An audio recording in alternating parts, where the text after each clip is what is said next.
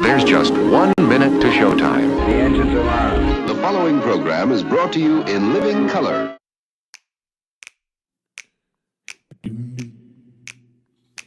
When they wrote up the systems and the rule set that we use, did working people get to write a line?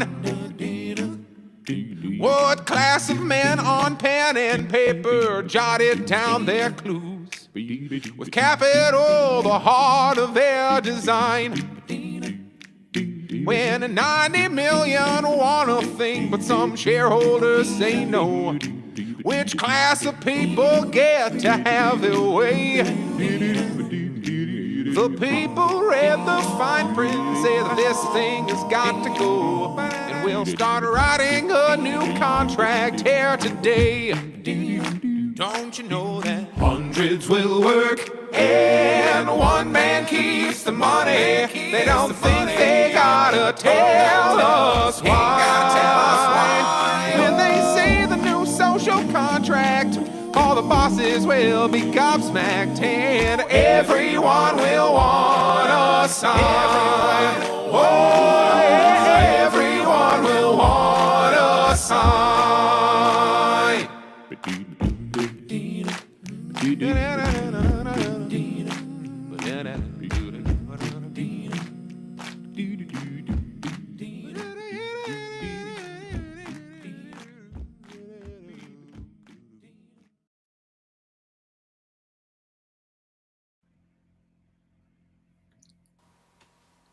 All right. Okay. Hello, everyone. Thank you for joining us at Clubhouse. After you got your snacks and your blankets, all your comfy stuff. We are glad to have Mr. Mayor Jared back, hopefully for the entire episode this time. He's been having some internet troubles. So. Honestly, it's kind of a crapshoot or a coin toss as to how long my internet stays connected. It's gone from like an occasional, I mean, if you watch the shows for a while, you can track this, where it's gone from like occasional interruptions to it has now been like literally every day this month, which means we do get... like we call, I can't remember if it's Cox or Comcast, some of the ones that starts with a C for Satan. But we like get on the chat bot thing, and they now just give us our $3 per day, because I think that's like the prorated 1 day of our internet costs us $3 because it's $90 a month. Oh my God. So I think maybe once we've done a literal free month of some internet, because we don't get internet all the time, but we do get internet. I guess we're not paying for it right now. Maybe they will decide that it's time to like change a freaking cable or whatever it is they have to do. But I don't even know if it's our fault, because we keep getting emails of like planned out, like there is an out. We know there's an outage in your area. I'm like, how do you have an outage every day and that's considered like acceptable? So, oh, sorry, you don't have water today. Again, you just can't get it. Like any other freaking utility, this would be seen as ridiculous, but. Well, it's honestly, fine, I guess. It's very American. We've been talking about that the whole time. It's like, we're all using American internet here, so it's really not a big surprise that we always, one or the other, or both of us, have some sort of problem or interference with a show. So if we get through a show without any problems, it's a miracle. Earlier, right before the show, he's like, I can't hear you. And I had sound playing everywhere, and we're just expecting problems to happen. And it's like, oh, my mic's off and a video's playing. So it was just totally like basic shit, but we're always just expecting things to go wrong. So fingers crossed, everybody, that everything works out and that we can complete an episode today together. No reason anything should be wrong. It should be totally fine. Yeah. Yeah. We're hoping for the best. We always do, and sometimes we luck out. So yes, we're very glad to have Jared back after his world travels. And yeah, Mr. International over here. So he really is. So we're glad to have him back. We missed his voice for sure. Speaking of his voice, that is his music in our theme song. So if you enjoy that song, you can definitely check out his music, which is available anywhere music is available. He's got some new material out that you should enjoy, and he gets money if you download his songs. So I also have a book coming out later this year, not till November, so I'll talk about it a little more closer to time. I haven't even done a cover reveal yet, but it is called The Big Bad Wolf. It is a horror mystery story set in the 80s and the 70s, so there's a lot going on there. But I'm always trying to remember to bring it up because I hate marketing. It's like the bane of my existence. So Yeah, he's so good. He never has to market at all. He's just like new music, guys, like fairy dust all over the internet. People are like, oh my god! So we have like a Beatle here in our presence, everybody. So you should be feeling very. You just very have to get lucky with like a meme once, and then hopefully the internet algorithm then decides, you know what, well, people listen to this, so we'll show this to more people. I would certainly do better with marketing, but at this point, it's like, what is effective? Do you buy Twitter ads? Does that actually work? Does anybody see that? Weren't we told Right. it's like No. Twitter's 70% bots or something right now? Yeah. It's the whole internet. That was the last measurement, I guess. It was something to do with like 60% of internet traffic now is bots. So we are well on our way to dead internet. Shout out to the chat. Hey to Nathan5218 and Are You Time Traveler 2. Thank you for joining us for the episode for up at the clubhouse here. We're having a good time. Yes, we're glad to have you. Glad to be with you. So as usual, we've been in another hell week. I don't think that's going to end anytime soon. I don't think there's any reason to expect things are just going to like be nice and good and fun and everybody's just going to have a good time. I don't want to say, I don't know if I was going to use the word unfortunately, but I don't know if it's fortunately, unfortunately, or neutrally. I think we're now in the downward coast of the Trump presidency because it kind of hit its zenith with like any hopes of like, oh, things will be in any way different, not even better, just different. A different thing will happen. Well, that all kind of changed with the whole like, the Epstein list is fake. No one go over it. Like, okay, man, we get it. You're not gonna go against the deep state or whatever anybody wants to call it, because you either made a deal with them or they scared you bad enough, and kind of figured that out in his first administration. But some people were still holding out hope, I guess. But what do you think he's gonna? He won't go against them for anything. You think that, he's gonna do this big change that the state is definitely against, even the like, he's defunding USAID and the National Endowment for Democracy. They just moved that money to the State Department, so now it's just like gonna be done directly instead of like through like 7 back channels. But it is kind of funny how after that money, I guess some of it was stopped, suddenly Colbert is going off the air and The View is going off the air. It's like, weird.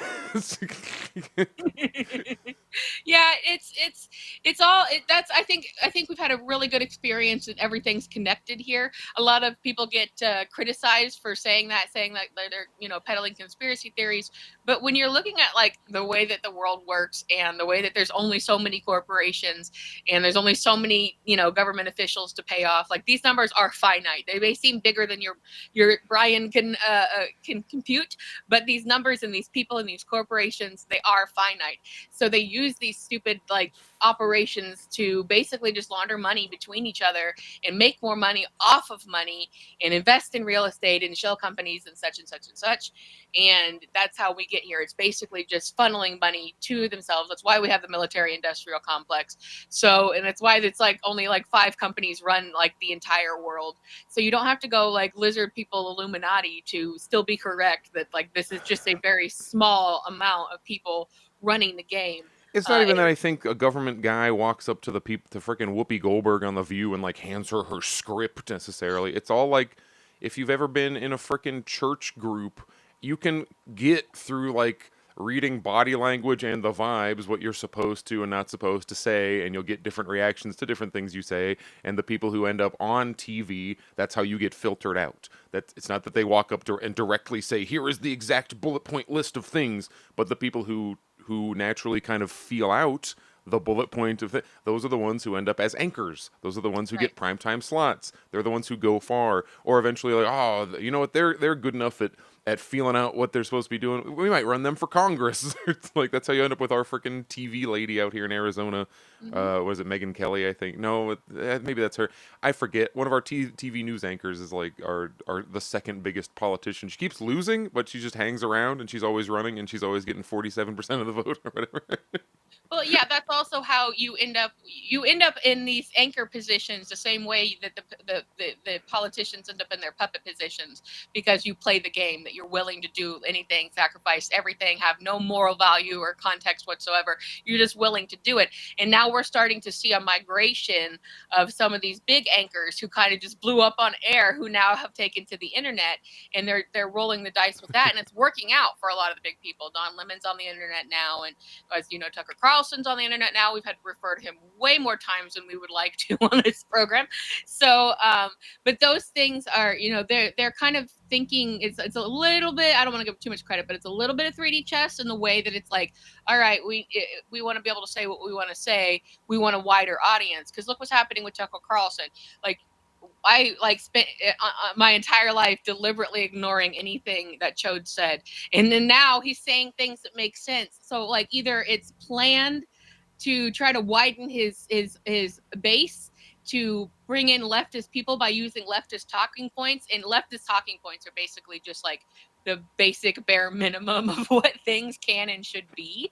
And, so it's like, and it's the same with, some of these politicians, like, again, we always talk about mostly AOC and Marjorie Taylor Greene, because they were both brought into these establishments to serve the same purpose, to be the red, blue firebrands and to be the pretty young ladies with big yeah, opinions.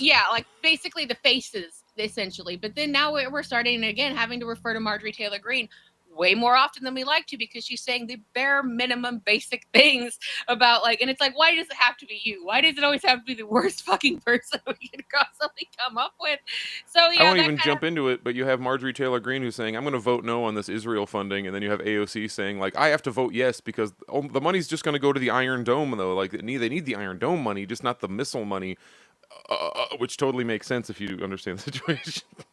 Yeah, so it's all kind of a game, and now the game is really expanding into the internet. I think that they also kind of see how some of these homegrown podcasters, maybe CIA connected podcasters, really started to make their own way, and then it gets a lot of attention when you're a CNN anchor or something, and then you're like, no, I'm not going to take it anymore. I'm not going to keep doing these lies. Well, they planned that, not with CNN, but themselves. They knew they were going to do a big dust up to get themselves fired because that they had plans to go on the internet, and now we would have I'm not going to take it anymore, bring a lot, I'm mad as hell, I'm not going to take it anymore, to bring a lot of people with them. It seems genuine, but it's not, because these people are fucking actors, and that's they know the basics, right? They're not literally actors in movies, but they know the basics of what gets attention and how to hold your attention. They learn that at CNN school. So that's essentially what's going on. So we have had to refer to a lot of really shitty people more than we would have liked to do in recent times. But it depends on, I think these people have also found more freedom in what they can talk about, and people not being able to tell them no, essentially, because they will keep donations and funding and advertising money from people who see them as cash cows. So they're not necessarily pushing talk about this, don't talk about that. And it's like when people go on talk shows and stuff like that, yeah, maybe the hosts aren't really being controlled too much about what to say, what not to say, because they know how to play the game. But definitely people go up to the guests and be like, don't talk about this on the air, okay? Seriously, don't talk about it. Don't talk about it. I will lose my job if you talk about this. And they're like, okay, all right. So that's that, they really the guests are more handled than the hosts really need to be. But in any case, there's been a lot of good nonsense going on. And again, I would like to point out that we are only 6 months into this new Trump presidency. I have been saying, I haven't heard Jared's thoughts on this yet, but I think that there's really no way out of this Epstein Maxwell situation, and if they go so far as to pardon her. And I want to be very clear, she was not just the black book handler. She was not just the manager. She was literally involved in the sexual molestation and rape of underage girls. She personally did sex with underage girls. I want to make that abundantly clear, because that keeps getting thrown out of the conversation. She is a pedophile, full stop. Okay, so just along that has been clarified and clear. I want people to realize that is part of this. And she has now been moved to lobster jail, which means that she will get to do yoga and put glitter glue on paper plates and make birdhouses, I'm assuming. So she has a lot of really nice opportunities now going on, and there's a lot of question about what's happening there. And I to just kind of catch Jared up here, I referred to this a couple times because I think this is ultimately going to be the end of Trump. I don't think he's having fun anymore. That's why I say we're on a downward coast, because yes. Now it's we're gonna arrest Obama, and I'm like, that'd be hilarious, do it, but you won't. we're not going to let Brazilians into America for the World Cup. That was the thing Right. that, did you hear about that one? Yes, I did. He's just Yeah. throwing out anything. Just Yeah, anything that will. Italians banned from eating meatballs. It's like, Yeah, like great. it's exactly that, and it's just every kind of distraction, everything. And I think very quickly he's gonna realize, like, does anybody really think he's gonna make it another 3.5 years? Honestly, like, the man is 79 years old. He's, already, I think at this point that, oh my gosh, that we're having wildfire smoke. So I'm coughing and I think my sinuses are going so bad. So I'm going to be pretty obnoxious and hopefully not Isn't coughing. Canada? Isn't Canada on fire right now? Yeah, mostly, like, all the time. So we get the wildfire smoke quite a bit. My eyes are on fire and I'm kind of going, but I'm gonna try to hold myself together here. But the point is we kind of unpack this, is I've been kind of predicting that this is really going to be, if not an excuse for him to say I'm leaving, Nixonian style, like cut a deal to say, like, if you don't prosecute me, I'll leave. Leave. And then if that's the case, he'll be like running down the green to the helicopter, like, suck a dick, like the media's running behind him, like cop style. So, like, he's not going to care. He does not care about this. He's gotten what he's going to get out of this. He's got very limited time in life left, despite what he may seem to think. He seems to think he's going to live forever. But point is I don't see this sustaining. I don't see it. And I do think maybe we have hit the pinnacle, like Jerry says, that, like, he's throwing everything at the wall, any stupid thing that will stick, any distraction that could possibly do. And it kind of is falling on the Attorney General. And Pam Bondi is a loyalist, but you got to understand about Democrats, Republicans, any media person. These people did not get here because they're willing to work with other people. They got to where they are, and they will keep going forward because they are careerists before anything else. So what that says is that they are going to put themselves first. And these people are a lot younger than Trump. So there's a big opportunity and a big likelihood that they might be like, justice comes first. And we wanted to do justice, and then really use Maxwell to, throw Trump under the bus with all of this. So we're kind of in the wait and see zone about that. Another thing we wanted to hit today is Christian Smalls has been returned to the country, a little worse for wear. We are fans of his and have been for some time. I've been talking about his doings for quite a while. I mentioned the documentary, I kept forgetting the name of, it was just called Union. You could see his efforts to make a second, continue to unionize Amazon. And I can't believe couldn't remember that. But Jared also wanted to spend some time talking about something he missed out on last week, which was that it looks like the EU is defunding Ukraine. There are still videos going around of them trying to snatch people up and drag them off into service. So that's still going on. Big mess. I mean, like, this is where it was headed anyway. It was just all about laundering some money for as long as they could until they could get mineral rights, essentially. And then you mentioned the Genius Act. You wanted to talk a bit about that, I think, as well. Yeah, I'm gonna go not in order because there's not really there's no logic to we the can order. turn things over to Mr. Jared now. I've done enough talking, I think, for several weeks worth of talking. So let's hear from him for a little while. So, screen sharing myself, will it work? Christian Smalls came to national attention when he was. He's, if I'm not wrong, I think there is still only one Amazon warehouse that is unionized. That does not mean that they have been offered a contract yet, because famously it's like after you do this really hard, long union battle and you're out there and they're doing everything they can to possibly sabotage, et cetera, then you have to, you're legally allowed to form your union, but you're not, your company is not legally required to produce a contract with that to make, like, with, again, because they might even, here's your contract, and then the union goes, well, we don't like that, and blah, blah, and then back and forth, blah, blah, blah. It's been, famously, companies have waited years and years, 4, 5, 6, 7, 8, 9, just indefinitely. You can just be like, yeah, we're working on it, and you can kind of do that forever, and there's not really a lot of, I mean, you can go back to court, and, that happens immediately. You go to court and you see the problems that I'm presenting here. But why Christian Smalls is significant, not just because he organized a union, but because it is a union of absolutely productive labor, what you would call. Amazon cannot function without its warehouses. Like, that's where the stuff gets sent out from. It, send it to the warehouses, and then from there it gets on a truck to go to your house. Obviously, a company that is about distributing stuff cannot operate without the ability to distribute that stuff. Also, this warehouse was on Staten Island in New York, which is I'm not from New York, but everyone who lives there tells me, and if you look at their voting records, that Staten Island is considered the red part of New York City, of the New York City area.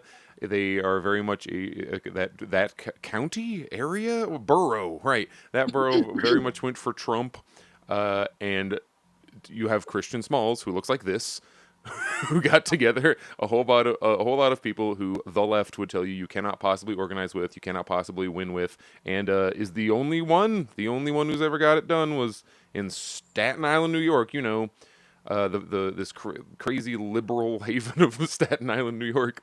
But Christian Smalls has he continues to go around and do labor advocacy stuff. He gives speeches. He does rallies.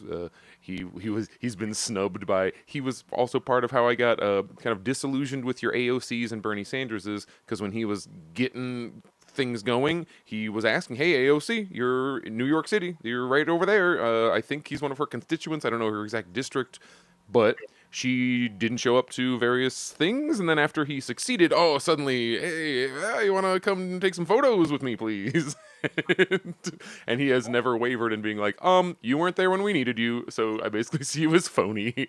Yeah, and guess who had nothing to say the entire time he was floating out on the Handala and then was in custody being brutalized by the IDF? Crickets. Nothing to say about. Neither does Cory Booker. Cory Booker. Cory Booker, that wet fart. I'm so done with Cory Booker. Like, I never was a fan of his to begin with, but he was supposed to be like, they kind of positioned him in the beginning like the people's people kind of a guy. Like, I did this experiment where I just lived in this same apartment building with 4 people. Ha ha ha. Oh my God, what a piece of crap. Like totally dog shit person. Okay, anyway, go ahead. I'm not going to sit here and bitch about him. Like, Christian's most recent thing is he has done one of the freedom flotillas, which Greta Thunberg, if you remember a few weeks ago, did one also, which is you get a bunch of food on a boat to send to Palestine, and on that boat you also put some celebrities, because it's less likely that the IDF is going to just blow your ass out of the water if you have like Greta Thunberg on your boat. And this was like the 30th or 32nd over the several years. They do it. They just keep sending them. It's essentially it's a nonviolent protest form, but also it is food, and they do. There's no surprise there also that like definitely with Greta and her international like notability, they made sure to kid glove her for sure, but they beat the shit out of Christian Smalls, the only black person on the flotilla, the Handala. So you may notice that we are reading from ebony.com, I assume formerly Ebony magazine, which I just know that it's a black centric magazine of some kind. Yeah, it's historically black. Yeah. We use all. I just pointed that because look at all the different sources I use on this show. It doesn't really matter where it comes from. Right. Christian Smalls was assaulted, detained, and later released after joining Gaza-bound humanitarian flotilla.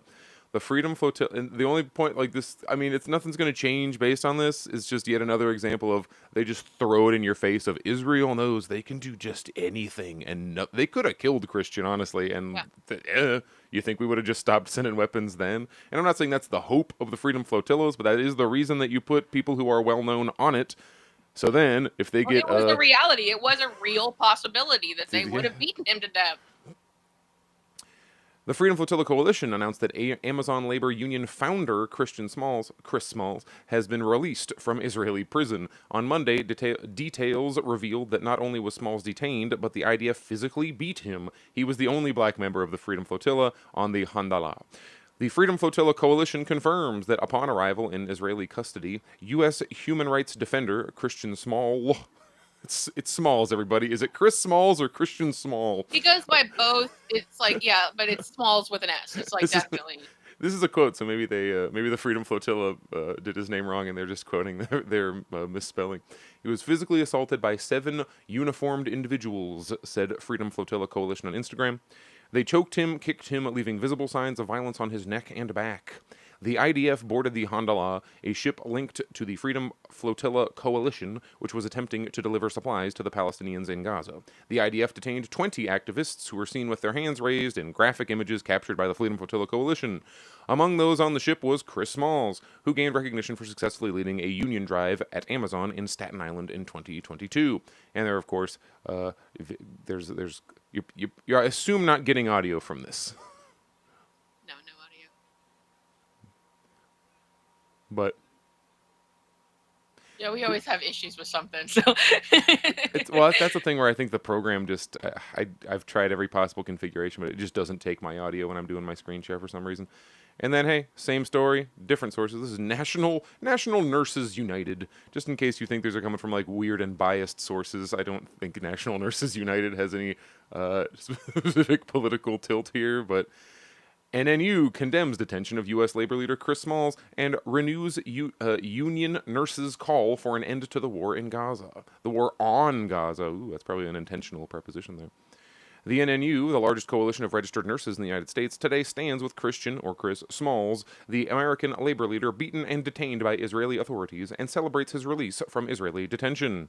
On Saturday, Amazon Labor Union, ALU, founder Smalls was illegally detained by the Israeli Defense Forces aboard the Handalah, an aid ship operated by the Freedom Flotilla coalition that was carrying baby formula, food, and medical supplies for the people of Gaza.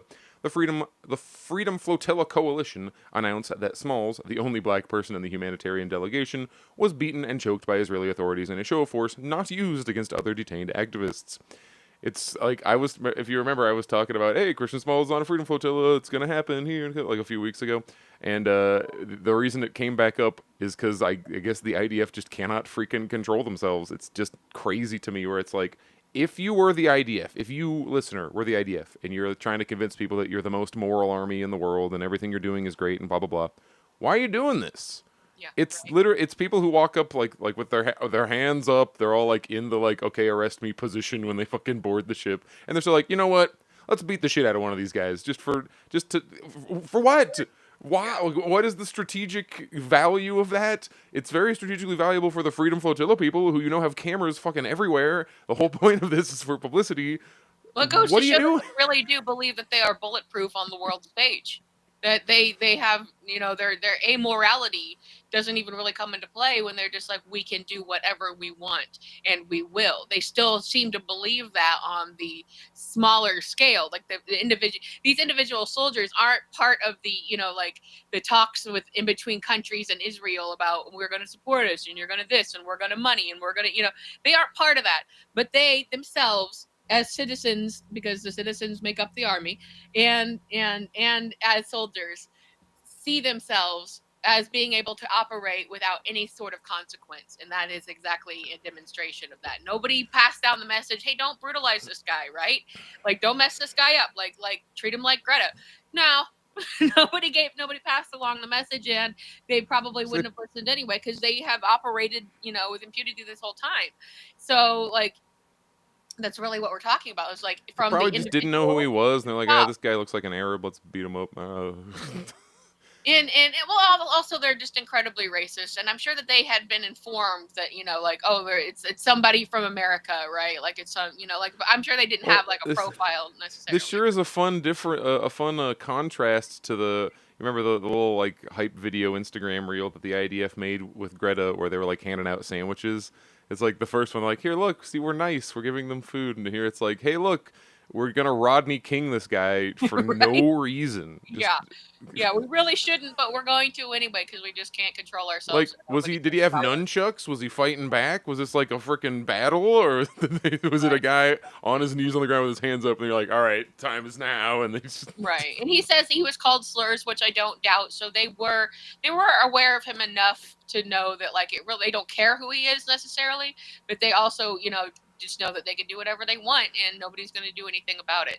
Now, there would have been, I'm sure, a much larger outcry had somebody laid a hand on Greta.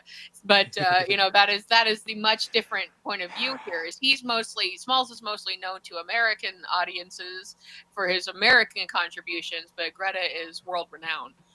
Even though she is now mostly shunned by the media for her leftist points of view.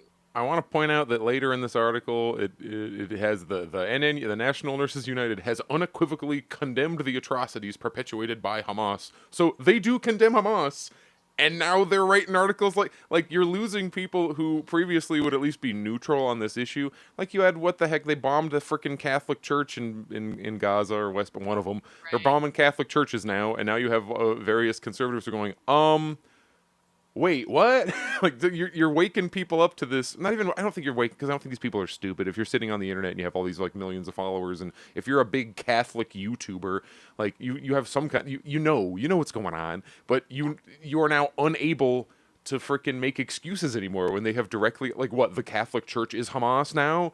Like, you can't go along with that unless you're what's his name, Ben Shapiro is just going to be to the end, man. They can blow up his mom and they'll be like, well, sorry, I guess my mom was Hamas. Just got to do what you got to do. Gotta do it. No, it's just it's constant shilling. It's word salad. But I do think we're at a point now, at least, where the tide is turning. Not so. I wish we had a democracy so public opinion mattered. That's what my whole shtick is about. I was like, everybody's over it, and it doesn't matter. Everybody wants healthcare. Does not matter. Everyone wants all kinds of wonderful things until we are in a place where we are able to force our will upon ourselves, I guess, like upon our country, until we have the freaking Declaration of Independence actually like going on and functioning in the way that we thought it, like that we all kind of have in our national imagination, the way that our country works. Until we get that, nothing matters. Nothing can change for good or bad. You can't even you can't have your fucking weird ass ethno state if you can't go vote on it either. You can't, like, if most of America is sitting here saying stop this war and it goes freaking nowhere, a lesson we should have learned in Vietnam, I guess. Like, what is the point of trying to fight about any other issue? You think you're gonna bully them into doing some other thing? Right. To not making money, like you're just gonna say don't make like hand over fist money about, just basically for just going out and saying yay Israel. Like they're not gonna, it's worth it to them. They're going to do it. We're not talking about a case of like morality here. And that's what I'm constantly trying to get across here, is that like you cannot be a politician and be a moral person at the same time. That is not how it works. And these politicians don't actually represent any of the people that they're supposed to represent. They represent themselves and their own bottom line, and they literally are working within a conspiratorial system that they get back what they put in. Case in point, you see that with Cory Booker, and he got caught very early on in his career taking pharmaceutical money, and then he tried to give it back at one point, and they're like, dude, it's too late, like we know what you've been up to. And he's been doing that all of this time, and just recently he was I think it was a hot mic situation, or somebody leaked the information that he basically talks to like his APAC handler, and he quoted it as being like, we text like teenagers. It's like, okay, well, that sounds like a good thing. I'm sure that's fine and normal, and how a functioning government should work, so that's where we are. But we on this show, we are kind of bring it around town here.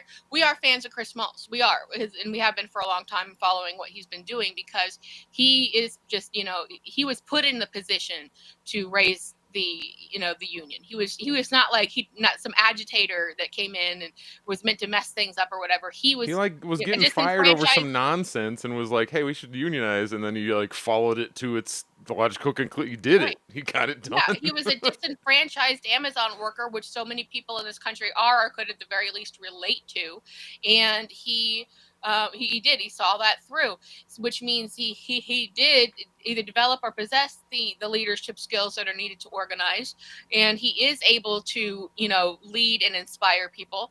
And we've been talking endlessly, not just us, but like the left has been talking endlessly about we need somebody, we need leadership, which we do. And now he took this onto the world stage, right? And now I hope to see, I'm very interested in seeing, and I hope to see him emerge as a true leftist organizational leader. So I don't want to necessarily put that pressure onto him and be like, you got to do it now. But we said so. We nominate you. But if we were nominating, I nominate him. Like I trust him. I feel like he is a person of the people, and he did literally put his life on the line in this gambit to try to get aid to Gaza.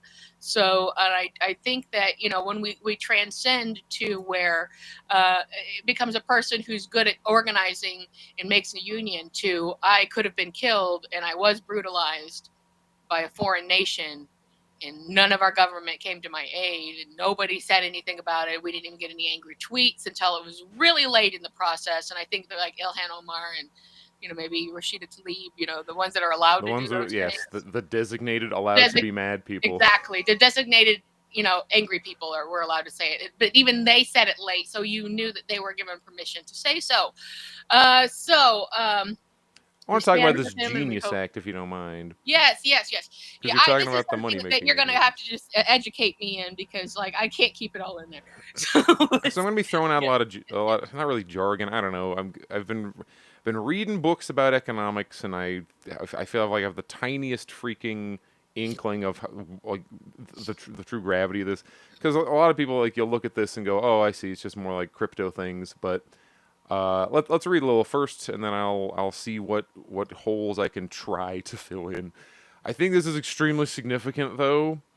It is the backing of certain mainstream stable coins with U.S. Treasury notes. So U.S. Treasuries, when I go on about Michael Hudson, the way that he describes the world being kind of the way that they're yes, we talk about the petrodollar. Everyone has to do oil in dollars. Well, that is a way that everyone's kind of caught in the net of the dollar, with the reason the world economy functions as it does.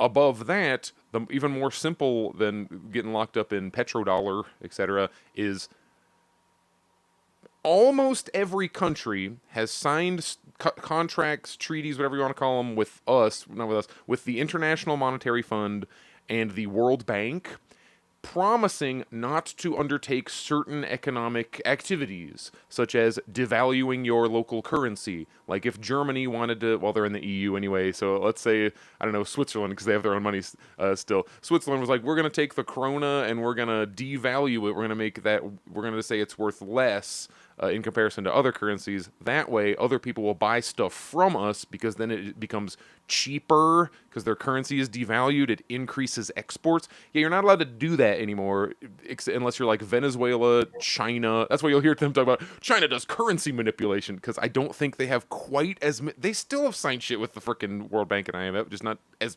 much. So what is the only thing your country is going to be generating? Capital, of course. We live in a capitalist world at the moment. That's the main mode of production, and the point of capitalist enterprise is to generate excess capital, right? Profit. You want to make more money, assets, etc.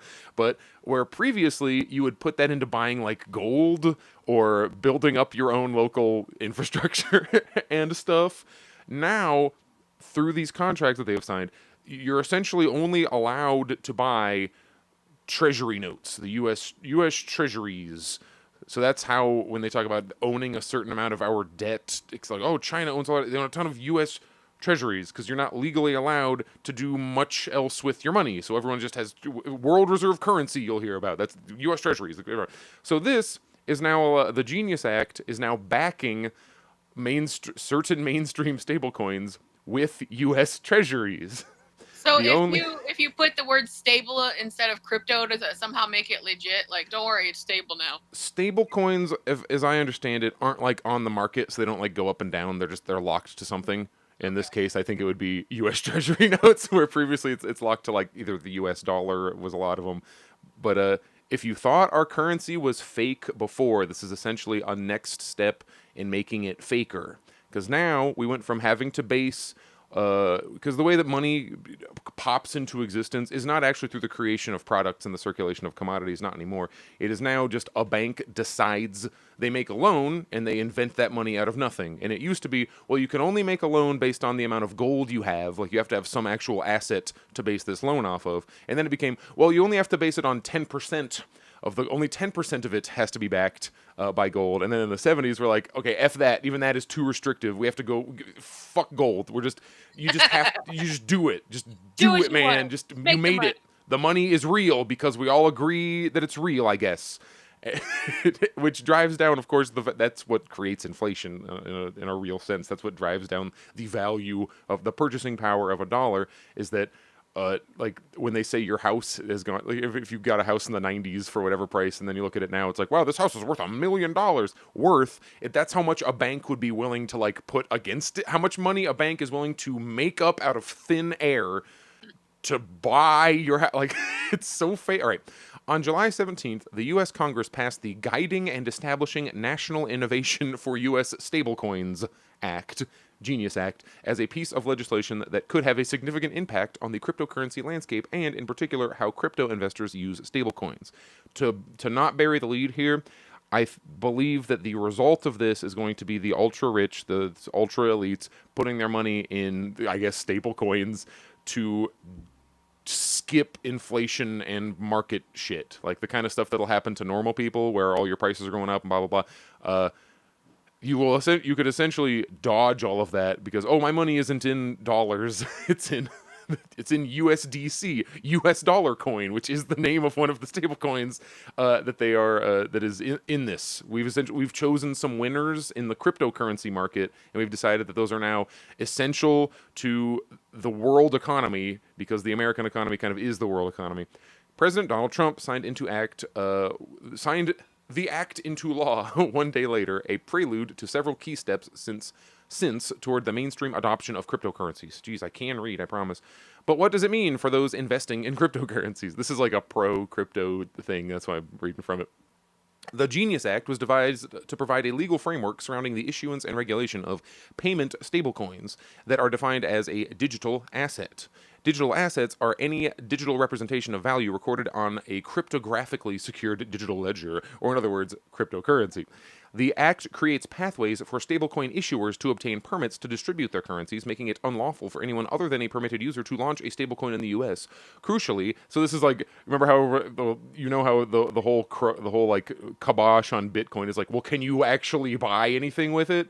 Can you, besides like drugs and hit jobs and shit, like, can you just walk up to the store and take your Bitcoin and buy a sandwich? And of course, no, at least so far. This is moving us towards, yeah, it'll be like an actual recognized, it's just a currency now and that happens to be on a computer. Imagine trying to explain this to somebody from 100 years ago. Like, this is so stupid. It would actually be a lot like the first people going from minted coins that actually had precious, like a gold coin that is made of gold, to a fiat dollar that is supposed to represent that gold. And people at the time were like, this is a piece of paper. This is nothing. There's no value in this piece of paper at all. This is ridiculous. And it kind of feels like that. These are numbers in a computer. This is nothing. Take my paper that used to represent a certain amount of gold bullion and now represents jack shit.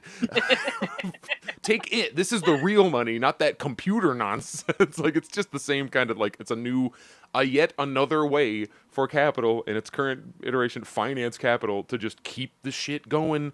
It was ridiculous when they said we were going to go off the gold standard. They're like, that's insane. If your money's based on nothing, your whole economy is just going to fall apart. And we're like, yeah, but unfortunately, or fortunately, you're all tied in with us. So we all have to agree that things are still working, or we all go down together. But it also sounds like another effort to try to eliminate cash altogether because they don't like that you can't keep track of cash. It has the knock-on benefit of being fully tracked, etc. I mean, frickin' all your credit card payments are also fully tracked, but even more, here we go, even another layer of that. We'll just make money 100% trackable. All right. Right. Helping improve. Oh, right. The Genius Act also removes stablecoins from the definition of security because they were categorized as security. Okay, like in the financial sense, not like people with guns security. Like you can buy securities. You know what I mean? Helping to improve the regulatory clarity surrounding this type of cryptocurrency. Another key exchange is the creation of a stablecoin certification review committee. But we're making it official. We're choosing some cryptocurrencies that are now the official ones that will be recognized by the U.S. government, which is composed of the Secretary of the Treasury, the Chair of the Board of Governors of the Federal Reserve, and the Chair of the Federal Deposit Insurance Corp, FDIC. The committee will have the authority to certify whether state-level regulatory regimes are similar to federal regulatory framework. Sponsored crypto exchange. Oh, that's an ad. Stablecoins will also be treated as property for tax purposes as part of the Genius Act. This is all the things you do if you want a currency to be an actual currency. The flurry of Crypto Week activity in July also included House passage of the Clarity Act, which defines digital assets more clearly and splits regulatory authority between the Securities Exchange Commission and the Commodities Futures Trading Commission. Last week, the Trump administration released its crypto report, recommending policy to define a market structure and banking rules for digital assets, further clarifying the division of oversight between the SEC and CFTC. The CFTC would oversee spot crypto markets, which may alleviate some concerns crypto investors had over fuzzy regulatory boundaries, and by all accounts, the CFTC is working to quickly bring crypto into the mainstream financial markets via an initiative called Crypto Sprint. Last paragraph here. The Genius Act was one of the first pieces of this broader puzzle to fall into place. Although the Genius Act is focused on stablecoins, it carries implications for the wider cryptocurrency landscape and for banking as a whole. With this in mind, let's look at the Act's wider impact and blah, blah, blah, how it affects your crypto portfolio. Okay, that part I'm not looking at. Here's why this frickin' matters.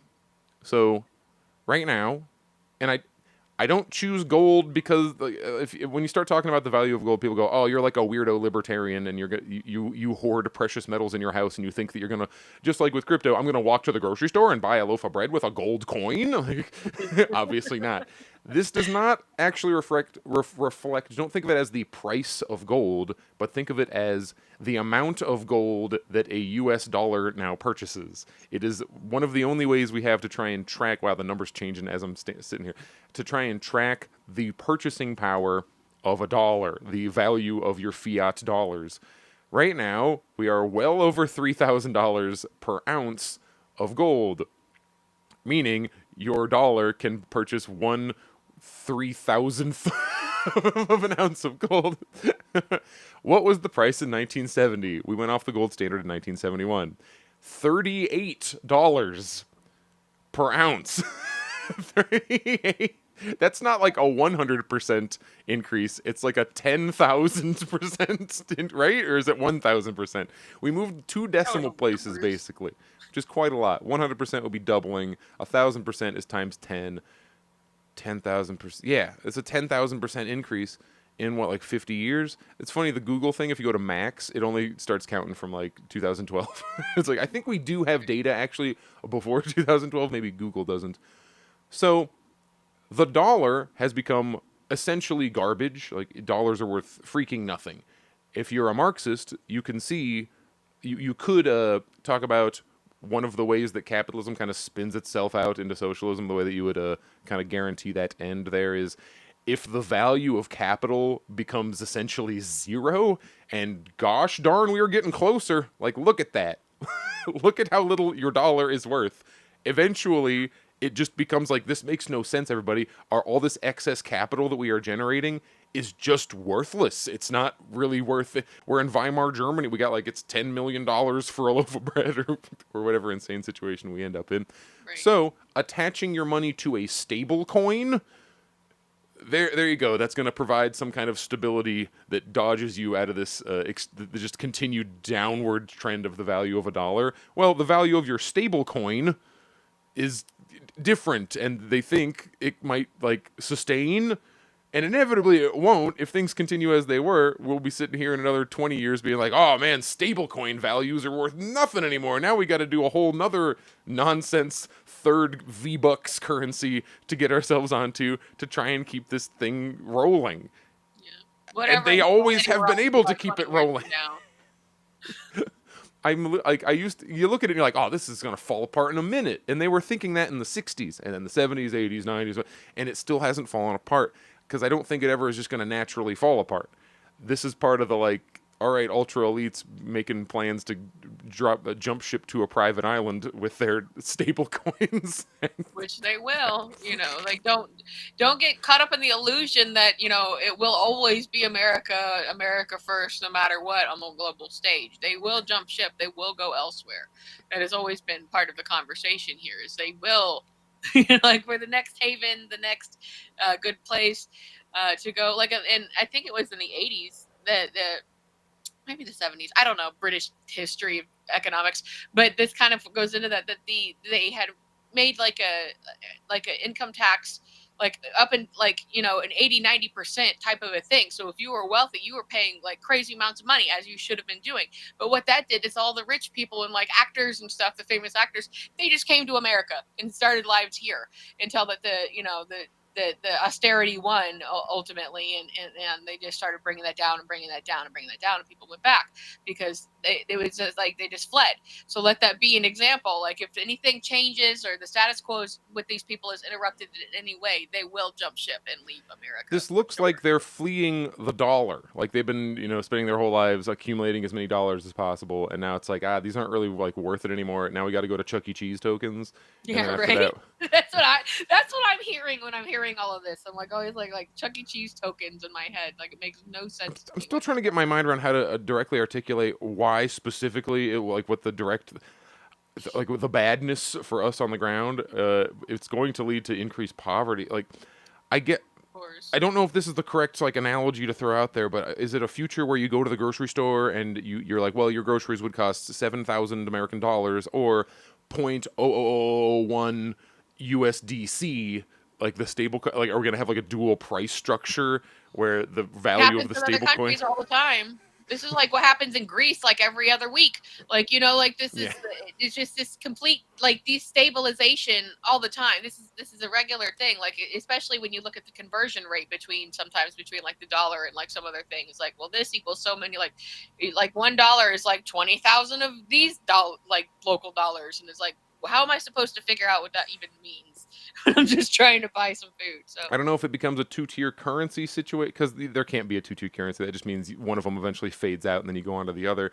And is that the goal, to get us all just using stable coins rather than like fiat normal dollars that we've done traditionally?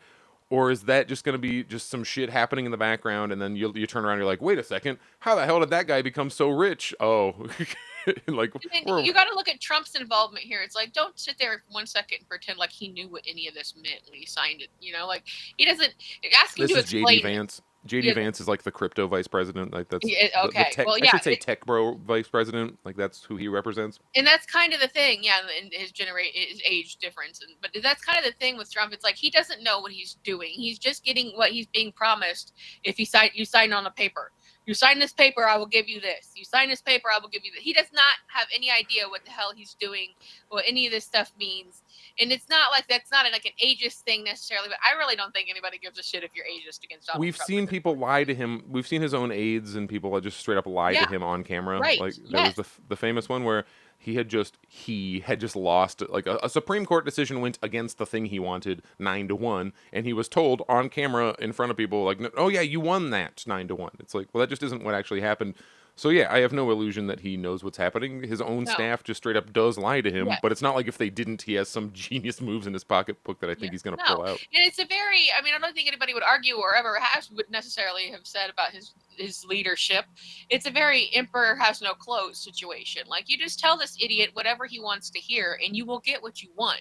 And that's another reason I've kind of been on the idea of like, except that he's very vocal and he's very combative and he'll fight against things even when he's wrong, which is 90% of the time at least.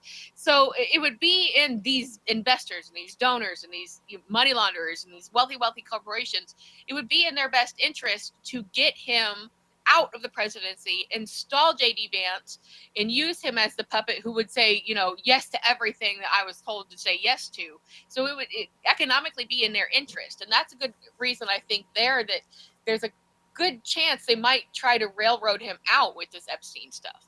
So it's just say like, Nixonianly be like, we won't press charges if you get out. So just get out. Like that kind of a scenario is I think on the horizon. And again, we talked like last time because it got ruined by COVID. If he's not having a good time, like he's just like, whatever, like I don't even care. So you can very much see it on him when he's not having a good time. I think you wanted to mention Ukraine before the was up. This will be cool. I think that kind of ties in, right? Like this kind of new economic way versus what EU is taking money and mineral. This is like it's almost weird how little Ukraine gets mentioned because it is a war that is killing thousands of people every day. I have no idea what I've been told body counts as high as like 500,000 people. I'm like, really? I really hope that's not true, but Jesus Christ. We never freaking talk about it though. Like when it first started, holy crap, it was a big deal, right? You heard about this every week. Like, oh, he's Oh if yeah. Russia's People going to changing take their over. profile pictures, Slava Ukraine. Get out of here. Well, we were told that Russia's going to take over the entire world, and it's like, well, they Oh better God. hurry up, man. It's taking a long time. They can't even get through Ukraine, and it's been how many years? And from Russian communists, I hear they have basically the same criticism for Putin, where it's like, why are you letting this just go on and on and on and on? Is it because you know that like wartime presidents can do like you can get away with more shit if you're like we're at war? Is it just for politics points? Yeah, well, and also it was very racist because it's like they're killing white people, the white people. That's the only reason so many people actually cared. Because compare that to the Palestinians or literally anywhere else in the world. So you really get a lot of white support when white people are getting killed. So we got EU cuts aid to Ukraine over corruption concerns, and this was a week ago. And I Like looked, and now? there were no major. I know, right? Well, I had up last week the 2014 famous article. I don't remember who, if it was freaking The Guardian or who, but it's the headline is "The Most Corrupt Country in Europe, Ukraine," and it's in 2014. And it's like, and it sounds like I wrote the article, but it's 2014, so you were allowed to say stuff like that. And now I guess it's coming back because Trump's president, so now we're allowed to acknowledge bad things and then as soon as the Democrats get back in, it's going to be, oh, my poor valiant Ukraine holding off Russia from taking over the whole world for 20, 30, 40 years. Who knows? Maybe it'll last for all of time. We can just keep that going for forever. We'll just keep doing more. Cuts aid to Ukraine over corruption concerns. The $1.7 billion reduction capped a tough week. So apparently they've cut $1.7 billion. I'm over here like, $1.7 billion? Hasn't the U.S. sent like $600 billion? Right? EU, Jesus Christ, you're not sending anything. Right. Yeah, that seems fair at this point. Right. As bad week for Zelensky as he deals with Ukraine's governance issues, like when he had to fire his top 10 dudes because they all bought Mercedes at like the same You week. want to talk about puppet president? Like there you go. Absolutely. There's He's literally an prime actor. example. Yeah. President Zelensky's anti-corruption policies have already provoked Ukraine's first anti-government protests. So when he does anti-corruption, that's when people protest. What? Since the Russian invasion in 2022. Now it seems they may cost the country a portion of its foreign aid from the European Union. Oh no, 0.5% of what the U.S. is giving you. In a clear rebuke from the bloc, once a staunch ally. It's only 1.7 billion. It sounds like a shitty ally to me. The European Union said on Friday that it would withhold 1.5 billion euros or $1.7 billion from an overall fund of 4.5 billion euros. Wow, so they're approaching 1% of what we've given them, whose disbursement is dependent on achieving good governance standards and that can't be used for military purchases. The decision is not final, however, and the funding can be restored if Ukraine meets certain benchmarks. Mr. Zelensky had no public comment on the aid cut, which nevertheless was a setback for Ukraine's leader, who is depending on European financial support to fill gaps left by the Trump administration's refusal to underwrite Ukraine's war effort. While holding back and remember, my opinion remains, I don't give a shit what happens in that conflict. It is not my business. Ukraine, good luck. Big victory to you. You cannot use my money to do it. Yep. Russia, I guess same thing. I don't know. We're not sending tax money to Russia. Good. Yeah, like they can handle it. They've got their own economy. Like deal with your own shit. Like I get painted. People will call me like, "Oh, you're a pro-Russian zealot." I'm like, have I ever advocated for sending a bunch of money to fund Russia's government? No, we aren't, and we shouldn't. That would be freaking weird. Right. While holding back Western aid to spur reform was common before Russia's invasion. 2014, most corrupt country in Europe. Friday's decision seemed to signal a new willingness by the bloc to administrate Mr. Zelensky's government on domestic policy during the war. It also raised questions about whether the glow around Mr. Zelensky might be beginning to dim among Ukraine's Western allies. Yeah, now it is, right? Not like immediately after. James Wasserstrom, an American anti-corruption expert, said in an interview that the luster is definitely coming off. Wow, the vibes are bad, everybody. We have a vibe check. The vibes have been checked, and they are bad. Mr. Zelensky's wartime leadership among governments providing financial assistance. He added, there is exasperation at Zelensky in the donor community. Oh, the donor community. That's a weird way to say the fucking... Okay. The globalists, basically. Like I don't have a better word for it. Donor, the ultra elite rich. It really definitely implies that you're expecting something to come out of the back end on that one. If you're the people with money don't like what you're doing. The EU's decision capped a tumultuous week for Mr. Zelensky, who first pushed a measure through Parliament that stripped independence of two anti-corruption agencies, raising protests from foreign leaders as well as the Ukrainian people. So he's taken out the anti-corruption agencies. He then reversed. I would like to remind everyone that there have not been elections in Ukraine since the war started, and you could argue that maybe this was a way to keep power forever. If the war never ends, you never have elections and you get to stay president for the rest of your life. Which people levy the exact same criticism of Vladimir Putin, and I agree. Figure your shit out. There is no reason this war needs to keep going. There is no reason that people still need to be dying on a daily basis over what the entire world knows is essentially a bullshit war that is happening only for U.S. benefit. And his future obvious. might be very much. Did you hear about that? A court in Brazil ordered Bolsonaro to be arrested. So I mean, they got done with tired of his shit, and he was like a major figure in the bullshit of the world, like trying to be Junior Trump over there. So it didn't work out very well for him, and he was a major figure in all not this, but all of that. So Ukraine outlawed its own communist party. Ukraine outlawed all opposition parties to the current administration. Isn't that great? Yeah. Democracy. What are we fighting for? The two agencies, the National Anti-Corruption Bureau of Ukraine and the Specialized Anti-Corruption Prosecutor's Office, we had to get a different one because the first one wasn't working, had been investigating top ministers in the Zelensky government. The president's decision to kneecap them, though reversed, prompted accusations of cronyism that jeopardized backing from civil society groups at home and Western nations bankrolling the war. Listen to this language, bankrolling the war. It sounds like they're almost against Ukraine. Do you guys want Russia to win, New York Times? The European Union established this aid mechanism, the Ukraine Facility, last year and promised 50 billion euros over 3 years, there we go, now we're talking, for repairing war damage and preparing the country for EU accession, right? Because it's going to join the EU, even though every time they go in, they get voted down unanimously. They do not get in. Yeah, that was always part of the agreement. If you do war, we'll let you in the EU. And they're like, no. Same with NATO. Not happening. That's what I'm saying. It's if you really believe in this shit, let them in NATO. Attack on one's attack on all. Go to war with Russia, pussies.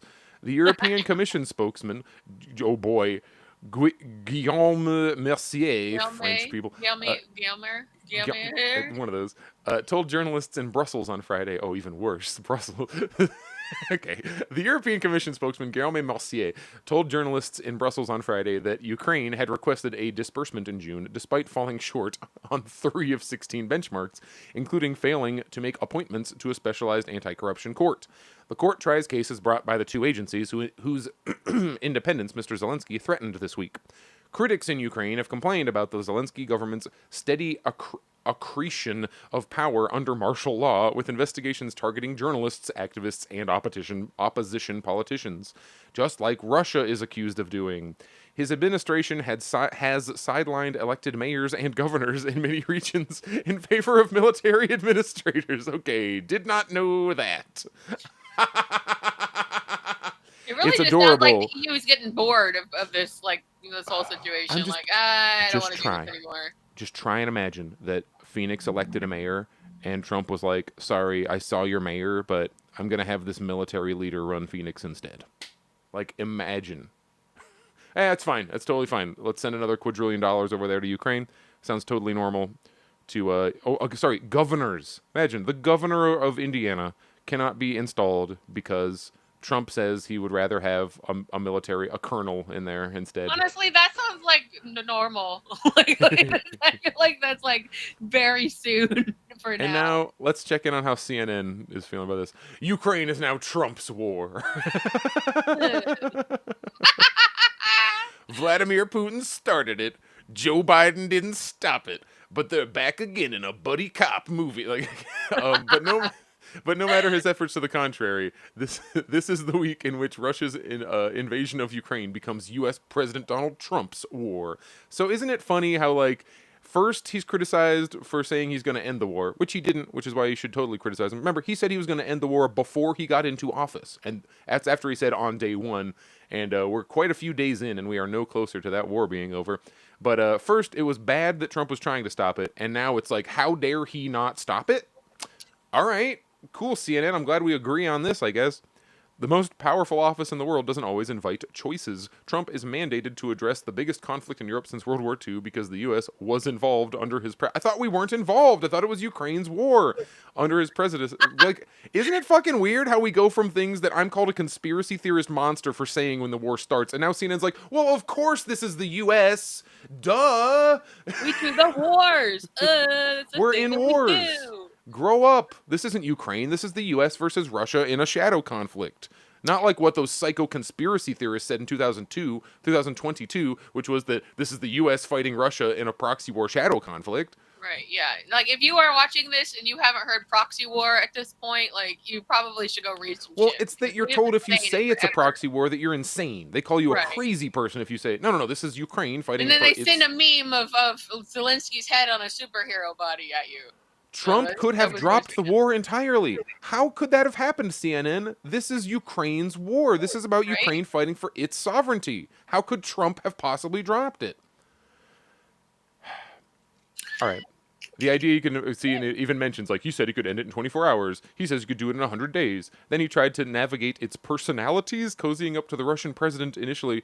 The thing that Putin's attitude on this, whenever he's asked in interviews, is he's like, look, the U.S. presidents come and go, and the policy stays exactly the same. Why would I waste my time trying to, like, make one of them happy? And I'm like, no lies detected. That is correct. Exactly. That is exactly true. And then now there's this whole, like, Trump is installing, like, nuclear subs around the area, and it's like, big fucking deal, you chode. You're not going to do anything, and we know you're not going to do anything. You're just going to keep sucking his dick forever. So, like, quit acting like you're, like, Mr. Big Shot over here or whatever. So, like, it's probably just because of, like, literally a response to, like, getting made fun of by CNN. Like, oh, yeah, well, I'll put subs over there or whatever. I'll do it. Like, it's so easy to goad Trump into doing stupid shit.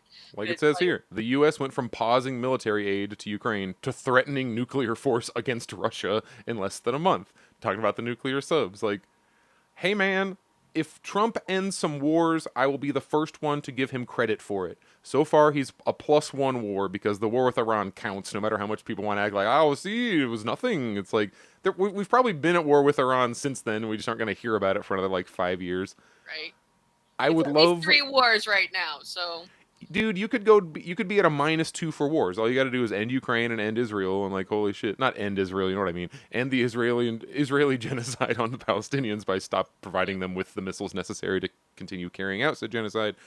Like, you could be a -2. You could be the peace president, like you campaigned on and like millions of people voted for you for, but instead you're like, turns out I'm on the pedo list, and in order to distract from that, both me and the Democrats will team up to throw a bunch of weird, like, nonsense. And that also seems to be some confusion about that. Like, there are also high-powered Democrats and Democratic donors who are involved in this Epstein stuff. This is not just a red situation and not a Clinton situation. Okay? Or it would have come out under Obama, or it would have come out under Clinton. Right, and that's it's like this is also not new, you know, like bringing back what we're talking about at the top of the hour, like, because it overshadows everything, and Trump is literally going to he already is throwing big and small stuff, stupid crap about sports, all the way up to gonna arrest Obama. Gonna arrest Obama, exactly. It's like he's throwing everything.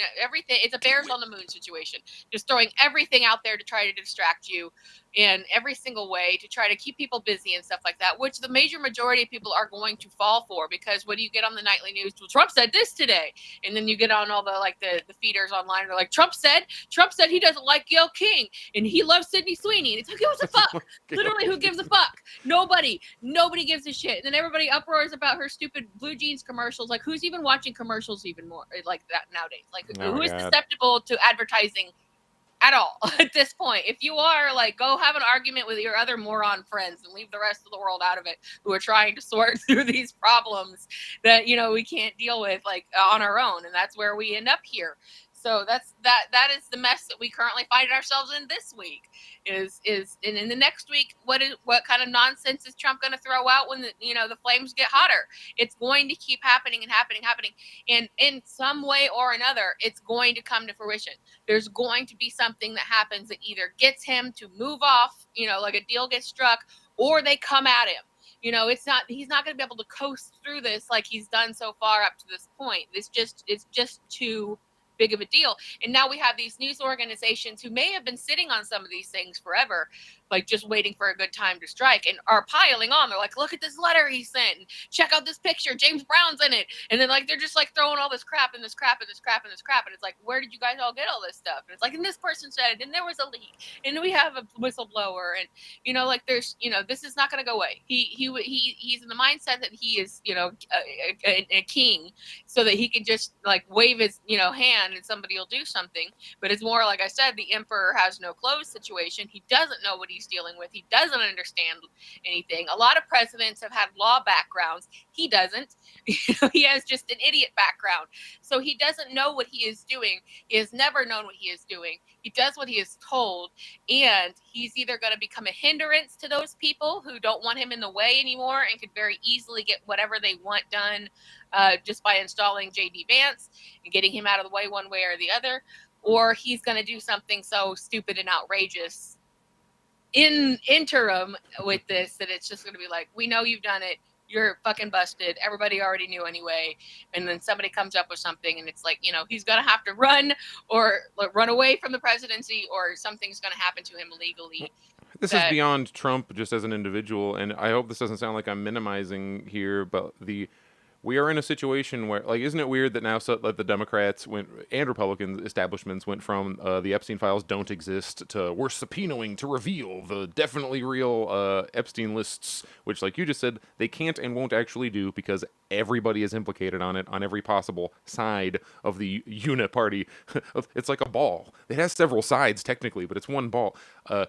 This is all, I believe, a distraction. Not that the child crimes are not real, but I believe that is supposed to just... They're really leaning into that so we don't look at the money laundering aspect. Epstein was not valuable for his child services. Like, you can kind of... If you're rich, you can do psycho shit anywhere. Like, you can find a dealer. If you have the cash.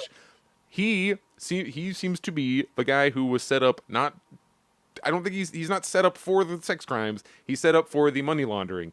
You can track, and that's the thing where Maxwell was absolutely instrumental and continues to be instrumental in the money laundering part. Why is Epstein's bank account doing multi-billion-dollar transactions still after his death? I don't think it's because he's secretly alive. It's because the accounts are more important than the actual guy, even. They need a fence, I believe is the term. If you look at the amount of money that, like, the Department of Defense loses every year, and then you look at the amount of transactions going through the Epstein, they aren't hard connections to draw. And when we talk about the ultra elites building up their private islands and they're about to just like jump ship on America whenever, I believe that's where like rubber meets the road. There it is. That's where it's happening. That is where, if you are a lizard person, if you are a freaking Illuminati, hoit bourgeoisie, big like BlackRock owner, etc. guy, girl, whatever, and they all own islands. Epstein had an island. They literally think, then this sounds like they're gonna fail at it, but they think they are going to go make a whole separate nation that is just them. They think they're like, we, the enlightened, bright, correct people, us, the advanced, knowledgeable, Trotskyist elite, are going to go make our own fucking socialist utopia of only rich people. They've made bourgeois socialism, and now they're like, we're gonna make... I don't remember what she said, but when they arrested Ghislaine Maxwell, she said, like, I'm a citizen of Terok Nor or something. Like, I don't remember the exact word she used. That's a Star Trek play. Terok Nor, I believe, is what they called Deep Space Nine when it was under the control of the Cardassians. But that's how they fucking think. They think they're gonna just go make their... once we the productive, smart people are going to go over and just think a whole utopia out that I guess has no workers either.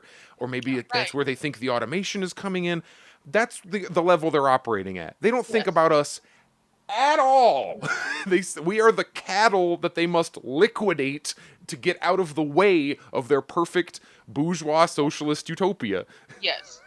And that's exactly true. So that's like the only thing that is really going to help them is like that's why they're pumping so much money into anti-green technology and anti-nuclear technology in order to, or I guess not technology, but like into the oil companies and refining oil and coal and stuff like that, because it just suits them to accelerate, because they can put themselves in kind of a literal bubble situation where they're like, not us, but you. And then we'll clear out half the population. And then we end up in this brand new situation where it's just us and none of you, and you're all slaves, whoever is left. And it was just mentioned in the chat by Time Traveler, and I was just about to say it because I saw it on the trending. But as of 3 hours ago, the Clintons were subpoenaed by, and some others, by the House in the Epstein probe, which again could be a distraction working with Trump. But I think that Trump is basically going to become too hot to handle to a lot of these people, and they're just not going to want to deal with him and his combativeness and his bullshit.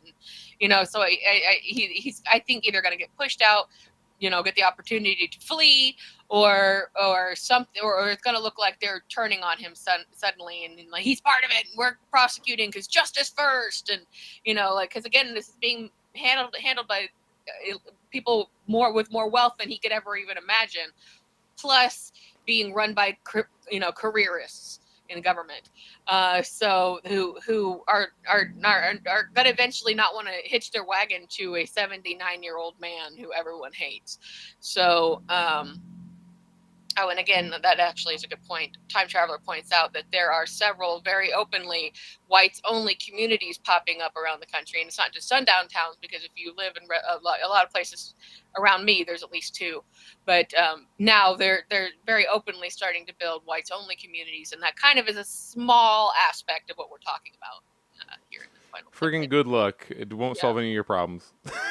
Right? Yeah, that's gonna do it. Yeah, exactly. Right. But. That shows the mentality, though, is like somebody who has literally like slightly more than maybe somebody else is still going to try to lord that over anybody else. So the people in the top echelon of earning in society and money having are always going to try to lord that over everybody below them, to make sure that they, are always safe. And it's essentially their bunker idea. Like, people are always like, rich people are going to run to their bunkers. Yes, they will. That's why they're making these islands, these areas, not like for the literal sense. I mean, maybe they probably have bunkers. So people have got to understand where they're like their level. That's why I talk about how we are seen as cattle to them. Yes. Like, if all this freaking, it's like we are all powerless peons, and then some people are trying to argue over, but I'm the most important powerless peon. It's like freaking. The only way you get any of this shit done for you, or the only way you couldn't, even if you are a horrible racist and you want to get your whatever whites only, blah, blah, how are you gonna get any of that? Like, if we can't, if democratic will does not exist, and no one, the government that runs you doesn't care what you think one way or the other, how are you gonna get even bad things done if they don't care what you think? Like, the plan is happening regardless of what you want. How does that not like click as okay, we have to solve this first before we can do anything?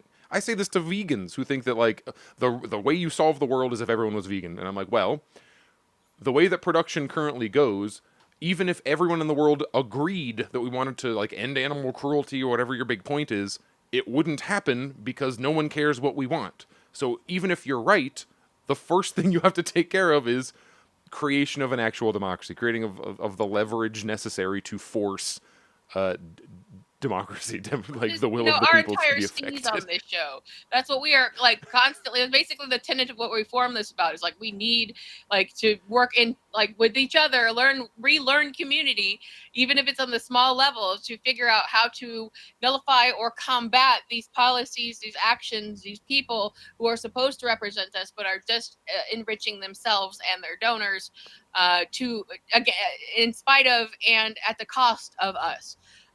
Nathan mentions they will be upset when they have no black people to yell at, and that's completely true. So go to fucking England. They managed to have racism while everyone is kind of basically white. Like, they just have classism in the same way that like people will at black people here. It's if you have the wrong accent or went to the wrong school, like it's the same. It's class. Everybody, they will do it no matter what. You just end up with, oh well, those are the bad white people. Like, even the idea of white, exactly. even white is plurinationalistic. It's right. Irish and Italian and English, and it changes every year based on like, are Russians white? This year, no. 5 years ago, yes. Like, yeah, exactly. There's a lot of people. Anything. There's a lot of people who don't believe that Italians are white. That used to be the Yeah, that they're like, no, they're obviously not, or like that. Are the Spanish white? Yeah, exactly. And when you fill out applications, they're like, "Are you white?" And you're like, "Okay, yeah." Yeah. And then it's like, And then it's like, are you white with and Hispanic? Like, are you Hispanic white? And it's like, what the hell are you talking about? Like, Because you can be what are you white and asking Mexican, me? and they have to make a thing for that. I always bring it up that Louis C.K. is ethnically Mexican. But there's a Yeah. lot of white people in Mexico. Right, and there's a lot of people that just in that sense, like they just like it seems to be there's a gray area there now that it wasn't necessarily there before, which is weird. Have you ever watched the show Psych? Yes. Yeah. Okay. So James Roday, his real name is Rodriguez. He changed it back recently. He's half Mexican. He's Hispanic. Yeah. He's half Hispanic, but he spent years passing, to be able to play the game in white, Hollywood, made a name for himself, and then ultimately, I guess, maybe felt guilt about it or whatever, wanted to represent his heritage again.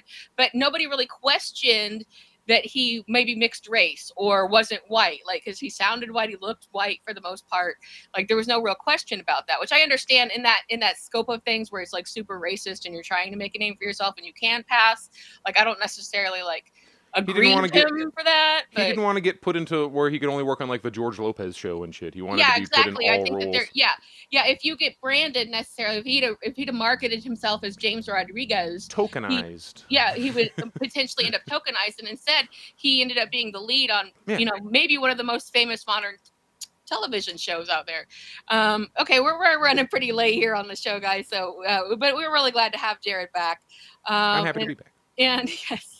And so yeah, we had a lot we wanted to unpack, and then obviously end up talking about actors at the end, like somehow I don't know, but you never know what you're gonna get. It's a mixed bag. But hey, the good news is we both had our internet, and he was able to share his screen, so no computer hauntings today, and we feel really good about that. So thank you for hanging out with us. We really appreciate it.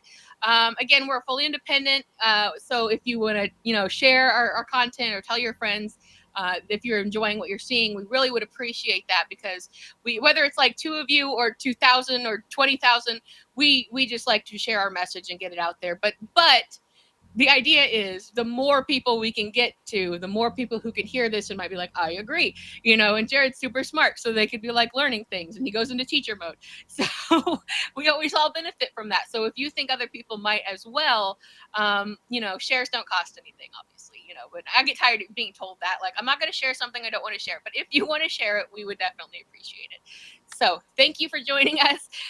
We are glad to be with you. And again, always you can reach us on our Twitter at one social contract. And if you got any question, comments, that kind of thing, we're on all the socials. You can see all of our past episodes on YouTube and Rumble. And just reach out to us if you've got any questions, comments, that kind of thing. Or if there's something that you think that we should be talking about that we haven't addressed, we would love to hear from you. So we will keep track of whatever horrible things are going on and meet you back here at the clubhouse with whatever fresh hell is going on next week. So take care of each other, take care of yourselves, and we will see you again soon. So bye, everybody. Bye, everybody.